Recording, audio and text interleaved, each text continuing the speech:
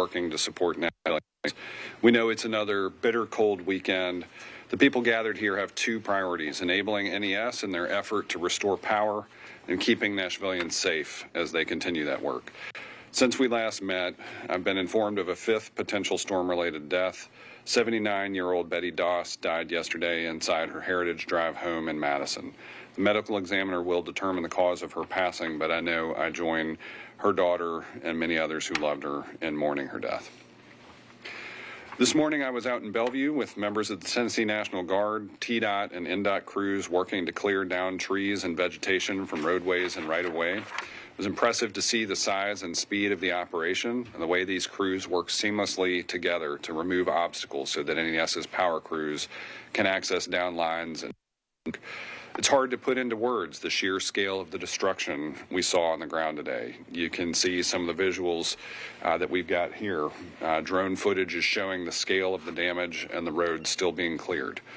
I also had the opportunity to drop by Pearl Cone High School this afternoon, where Metro Schools is working with numerous partners, including Mercy Chefs and World Central Kitchen, to distribute food, coats, hats, and gloves to families and individuals in the Pearl Cone cluster. They had 3 sites up and running today. At Pearl Cone, it was amazing to be working alongside district leadership, school leaders, faculty and staff, and students as we shared food and resources. I was serving hot meals alongside a Pearl Cone senior who plays softball and looks forward to playing in college. Today, she was serving her community. This is another example of how our community is working together to serve the needs of Nashvillians during this emergency. Today and tomorrow, Nashville Soccer Club is opening Geodis Park for families and residents facing challenges from the winter storm. They're providing a warm place, a place to charge up, games and activities throughout the day. And the Nashville Predators have served 200 to 300 people yesterday at Bridgestone Arena, providing food, water, shelter, access to power, and other resources to families and residents impacted by the storm. And Tennessee businesses continue to step forward with donations to the Winter Storm Recovery Fund. I'm pleased to share that yesterday, the TVA contributed $100,000 to the fund. At this time, the fund is already at more than $500,000, and we expect it will continue to grow, which is important because the need is real. I know people who are incurring costs for hotels, food, debris removal, home repairs, and other costs. This fund is how we're going to be able to help people with those types of costs. If you have an unmet need, the United Way of Greater Nashville's 211 hotline is up this weekend, today and tomorrow, 8 a.m. to 5 p.m. The hotline has fielded 1,332 calls as of 9 a.m. today. They've made 2,027 referrals to area nonprofits for support. The top 3 needs reported continue to be shelter, food, and disaster relief. As of this morning, we've connected 140 million families to free stays through Airbnb Foundation. The Airbnb Foundation originally allotted 980 free nights, and those have been fully distributed already. Erica Mitchell, the head of the United Way of Greater Nashville, told me that operators shared this has been an incredibly emotional moment for the families they're serving. While the Airbnb Foundation allotment is fully used at this time, we'll continue to work with United Way to get people connected to other available longer-term stay options. We continue to operate the emergency warming centers at the Fairgrounds Nashville, Bellevue Community Center, Madison Community Center, and Southeast Community Center. We've now transported 1,100 people to the warming centers and will continue to make them available to those who need it. Again, 615-401-1712 for transportation assistance both to and from those shelter sites. Our Metro Water Services team is seeing an increase in breaks of water mains and are getting to those as quickly as possible. We've repaired 40 main breaks in the last 4 days. There are 7 active repairs going on right now. Importantly, our water quality in Nashville is currently safe. Metro Water Services is in contact with the Tennessee Department of Environment and Conservation every day, and if there are any changes, we will notify people immediately. We're distributing water at 3500 Old Clarksville Pike for residents having difficulty. Metro Water Services Director Scott Potter is here and can share more on that if you have questions. Meanwhile, generators are going out into the community today thanks to a donation. The Tractor Supply Company joining their $250,000 donation to the recovery fund. Our volunteer organizations active in disaster have worked to identify places with the greatest need where those generators will be used. And as those are distributed, OEM is also providing carbon monoxide detectors from the State Fire Marshal. And I will ask Director Chief Swan to share more on our overall response. Director Chief Swan. Yes, I want to echo the mayor. The Tractor Supply donation of generators definitely needed. We are partnering with our BOAD to identify the community in extreme distress, including seniors who live alone and families who could not get to one of our shelters. This includes families with specific health needs and other unique circumstances. The BOAD works closely with these families and we're able to quickly connect us with them. But safety is still our top priority. We want to make sure to educate these families on the safe way to use generators. We provide each recipient with written safety instructions in both English and Spanish. We also provide a video from the Nashville Fire Department in both languages. You can also see these safety videos by scanning the QR code behind me. We also provided each household with a brand new carbon monoxide detector. We want to thank the State Fire Marshal's Office for providing these carbon monoxide detectors through their statewide Get Alarm program. This program provides free smoke alarms and carbon monoxide detectors to people across Tennessee and will offer installation. We have a very limited number of generators remaining.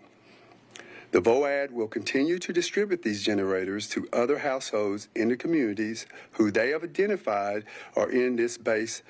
All of this is based on the availability of what generators we have left.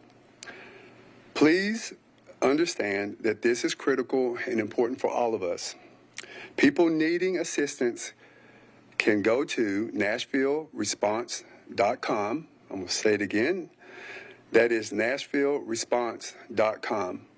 We want to thank our partnership and all the hard work that's still being done by all our infrastructure, again, with all the access rides to and from the shelters, to the precincts that's opening up for warming shelters, and all the fire stations, 42 of them around Davidson County, where you can go and get out of the code. Thank you.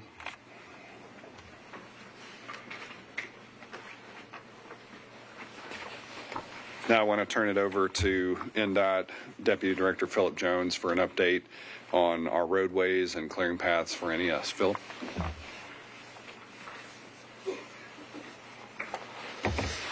Just to share a little update. INDOT has responded to over 1,200 trees calls, and that's outside of what we have crews out there removing out of the roadway when we have what we call push crews.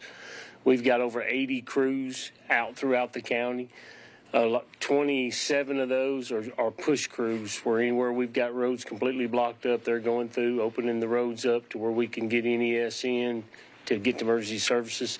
We've also got crews out that are supporting NES from the standpoint of once we get the lines out of the way and the trees out of the roads, then we're treating those roads that are on our route system, which are our primary, secondaries, and post-secondary roads, because we still have a lot of streets and roads that are completely ice covered.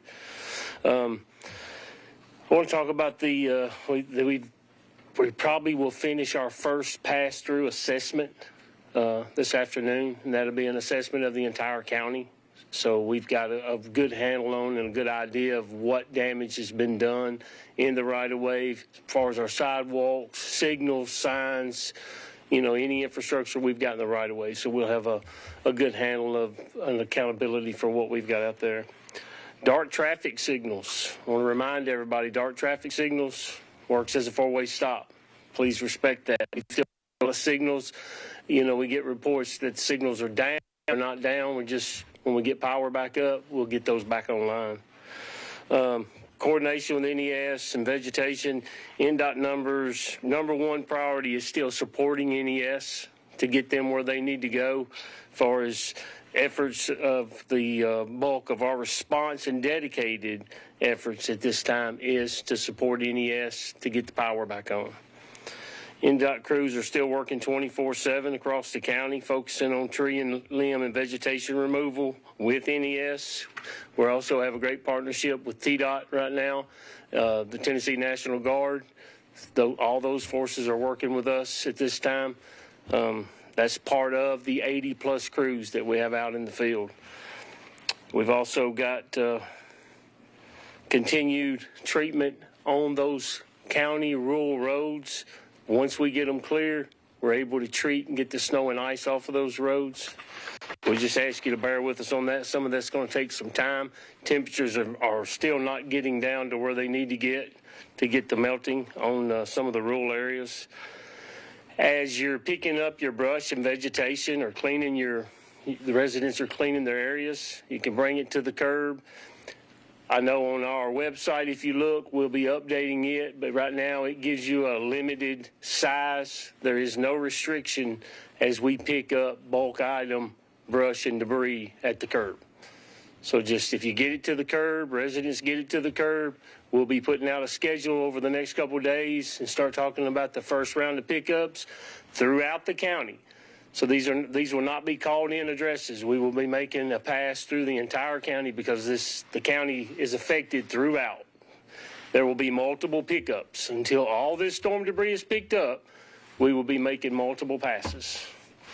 Now I'll turn it back over to you, Mayor.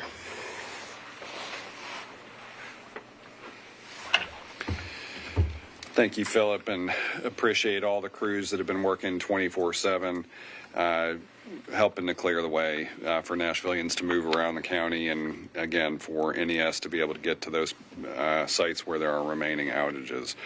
Now, speaking of that, Nashville Electric Service within the last hour has released new information on anticipated restoration of power in Nashville. I've been clear this week with NES that Nashvillians need a full idea of when and where power is being restored and how long it will take to be fully back up. And we are finally starting to get this information. Following a comprehensive assessment of damage across their service area, NES officials now estimate that 85% of their customers will have power restored by the end of tomorrow. NES believes 90% will be restored by Tuesday, February 3rd, and 99% by Sunday, February 8th. The utility is now posting estimated restoration ranges based on zip codes twice a day at nespower.com. I understand that is intended to be updated a couple times a day. Customers can find information on the targeted completion date for their entire zip code on the website. Now, finally, we always pull together as a community. There are many people wanting to know how they can help, and I appreciate the spirit of Nashville Strong. Our partners at Hands On Nashville have volunteer opportunities available. They're adding to the list every day. Right now, the focus is on the safety of the volunteers and those impacted, but please visit handson.unitedwaygreaternashville.org to sign up and get connected. And as Director Chief Swan said, visit NashvilleResponds.com to report needs that you have. Call 211 to work with United Way to also share those needs. And I'm going to let Julie Smith come up and help us moderate questions. Julie. Good afternoon, everybody. Questions? Yes, question for the mayor. Hang on, and I'll get to, if you don't mind, to raise your hand. You were first up, so Fox 17, go ahead. Thank you, I appreciate that. What's your response to Senator Blackburn and now Governor Lee and other legislators calling for more accountability on NES's preparation? Well, I think we were out even before the governor's statement, and you saw he indicated our speaking daily, calling for more information, calling for the same level of accountability they are. So I share in the frustration of Nashvillians that it has taken this long to get this. I am encouraged by what we're seeing this afternoon, and we're going to keep pushing for a better response. All right, go ahead. NES is saying that some zip codes, including 37204, 37205, and 37206 and more, won't get power until February 8th. That's 8 days away. Is that enough? Well, I think the important thing right now is this gives Nashvillians an opportunity to plan, which people could not do this week. If you woke up Sunday morning and didn't have power, you didn't know anything about when it might be on. Now, at least, I think you can start to plan your lives. I think that's what we have been calling for. We know this is the largest outage in NES's history, and we also know that we are working with the teams that you got here at the Emergency Operations Center to enable them to get to sites free of obstacle and free of risk. And so they've got the largest ever line worker response out there, but I think anything else about the data they're providing, I'd refer to NES to. City council members have asked for accountability. You've said you're not satisfied with the response from NES. What is the breaking point? And if this lasts past a week, what will you consider? I've been in touch with the NES board chair. We are looking at all of the options. We'll probably have more to share on this early this week. We're still right now focused on all the response efforts, but as our office opens again for just standard business on Monday, I expect we will have more to share about the accountability process. In terms of the storm recovery fund, tomorrow's the first of the month. People are going to have to pay rent.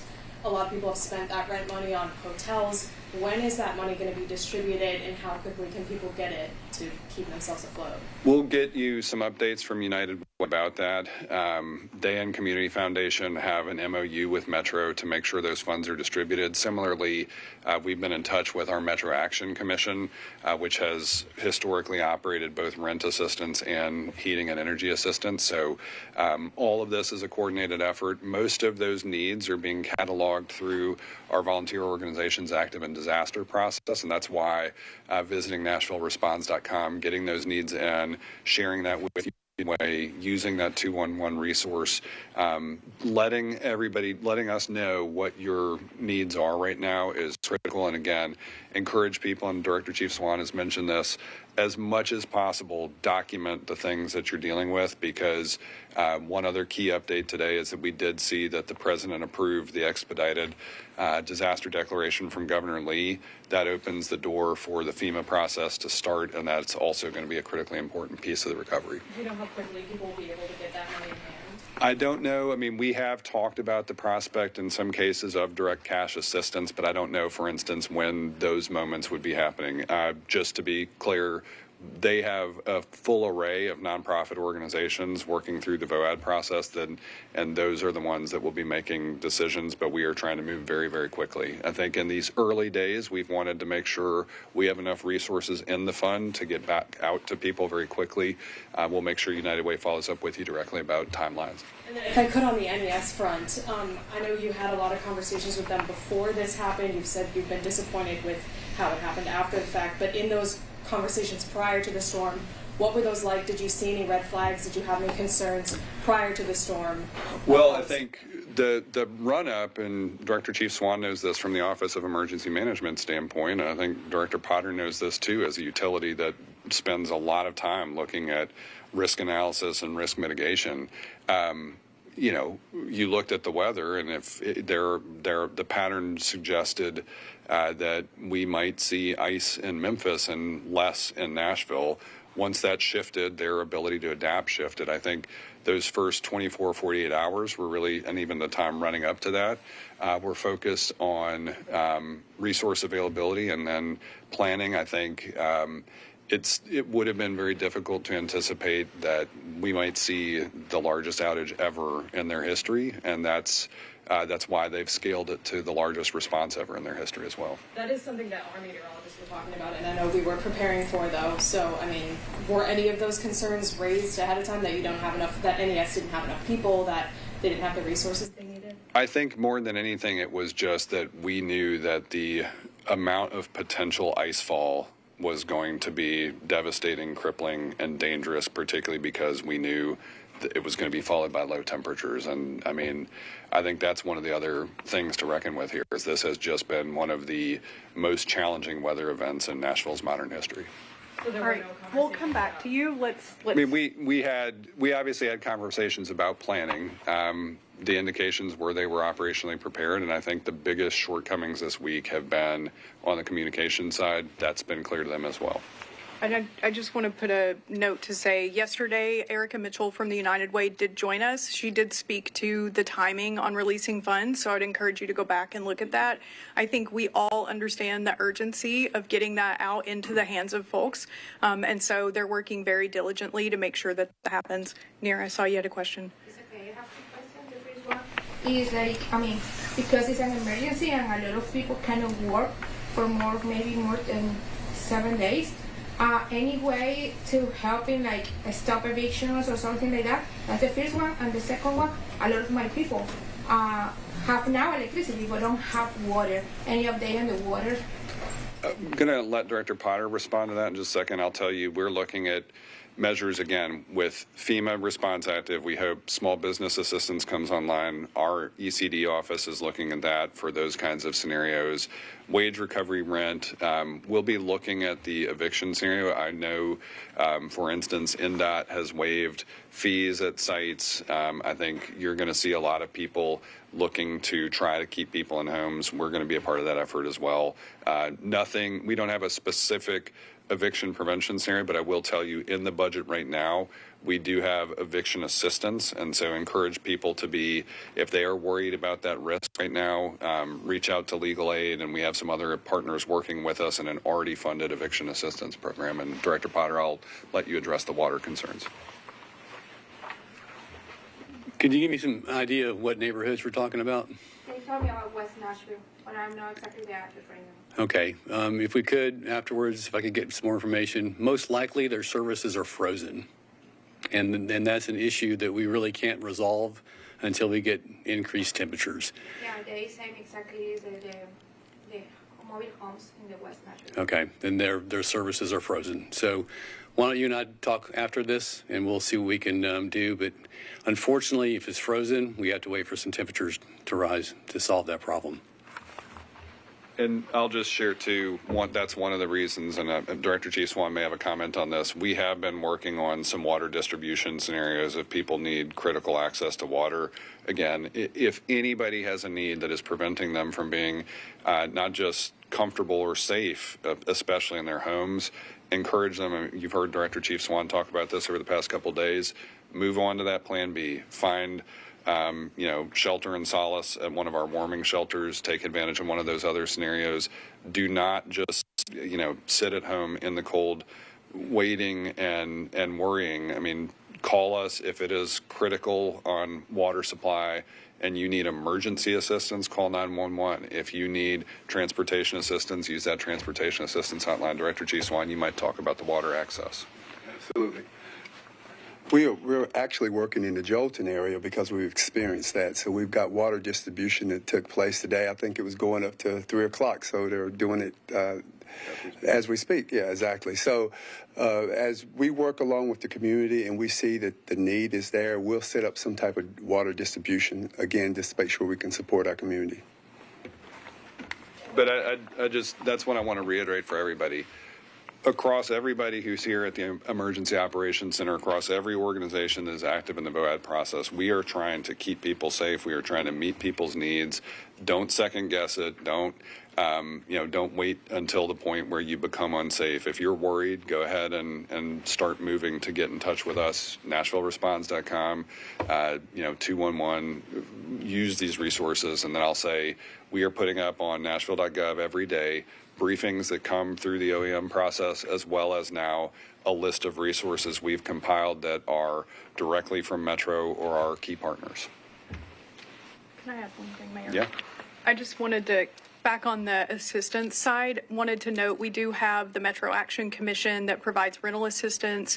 We also have Metro Social Services. They have been very active throughout this, connecting with people in the warming centers, providing casework, especially for folks that are earning a lower income. And this is a tremendous expense for them to be going through this. So I want to be clear that we do have programs in place. The best way to get access is to call into 211 to talk to the people on the line. I know it has been really emotional for them as they've gone through the last 24 hours and getting people connected to places to stay. And so do just want to encourage people, call 211. We do have programs in place, and as soon as we can get those funds out, they will start going out through those. And yeah, Director Potter, come on up. I want to really reiterate the fact that if your service is frozen, make sure you turn your water shutoff valve off in your home, because if it's frozen at the street, it's likely frozen inside your house, and then when it thaws, and it thaws on the public side, then you've got a hole in your house that's going to be spraying water. So if your service is frozen, please turn off your water shutoff valve at your home. On the people's safety in their homes, we've already seen elderly people die in their homes, presumably because they couldn't call for help. What can you do in terms of welfare checks? And maybe this is for Director Chief Swan. Yeah, I'll go there. I want to let you know a couple things. One of the reasons that as we distribute these generators to critical care points that we're putting carbon monoxide detectors there is that not only have we seen an uptick in carbon monoxide cases in local medical centers, a couple of the deaths seem to be related to that. So safety with generator access is also critically important. We have had, again, through the VOAD process and Metro Social Services, for people that we know are greatest need, scenarios like that, we've been tracking kind of assisted living and other scenarios where you might have multiple people living where there are senior population. MDHA, we've been in constant contact. Director Chief Swan might ask you to comment further on sort of the welfare check process that's underway. Along with what the mayor has said, our BOAD process is really one that we lean heavy upon. Organizations that are already in the neighborhoods and they know a lot of their vulnerable population, 54, Tennessee Immigration and Refugee Rights Coalition, Equity Alliance, Stand Up Nashville, Hispanic Family Foundations, and others. And then as we are building our VOAD team and we start getting our hands on Nashville build up big enough so now they can actually start getting into these communities that we deem safe so they can start doing more of these welfare checks. So we're depending upon not just the foundations and organizations that I've mentioned, but we also looking for our neighbors, each of us. We know who our partners are. We know who our neighbors are. So you help us. All of us can play a part in this, and we look for each and every one of us to play that role. Thank you. And then if I could just say a quick note there, if you do go to check on someone and it is an emergency, a reminder, always call 911, and there will be someone dispatched there to help you. Let's take two more, if we have them. I have a question for Metro Water. Sure. Obviously you guys have been busy to this point, but I know the busy part is going to start once it's thaws as well. What does your preparedness look like, kind of preparing for that in the next few days? So we're staffed 24/7. We have people doing a lot of things that they normally don't do. As an example, we've got someone in our engineering department that's delivering fuel. We've got engineers that are relatively junior that are acting as first responders and investigators. We've got our regular crews are staffed up, and we've got 3 shifts going, but we also have 4 contractors online that are staffed up as well. Right now, we've got more availability of crews, and I'm going to knock on something at this point, than we have main breaks. But as Monday goes into Tuesday, we're going to see a dramatic increase. And one of the things that's going to happen is we'll be isolating breaks before we fix them to stop the leakage. So there may be an example where you have a main break in the street, we'll show up, isolate the break, and then we'll leave and come back. So that's like a throughput kind of thing to get the work done as efficiently as we can. Operationally, we're staffed fine. The plants are staffed. They've been staffed fine the whole time. Our biggest concern is to make sure we have that contractor availability, and we feel like we have that. We actually have the ability to further scale it up if we need to. So I feel pretty good about where we are. And I'll just add to this, in looking at the level of collaboration we've seen across not just entities within Metro and our partners, but with state. Director Potter shared an important story of working with MMPD and helicopters to show thermal imaging where they can try to identify those breaks. And similarly, what you just heard from Philip about INDOT's operations, they're using contract capacity, they're using TDOT capacity, they're using guard capacity, they're coordinating with OEM, they're coordinating with NES. I mean, this is a full-scale effort of multiple different teams, many of whom doing things they don't ordinarily do 24/7 to get the power back on, keep people safe. Thanks, everybody. Appreciate it, everybody.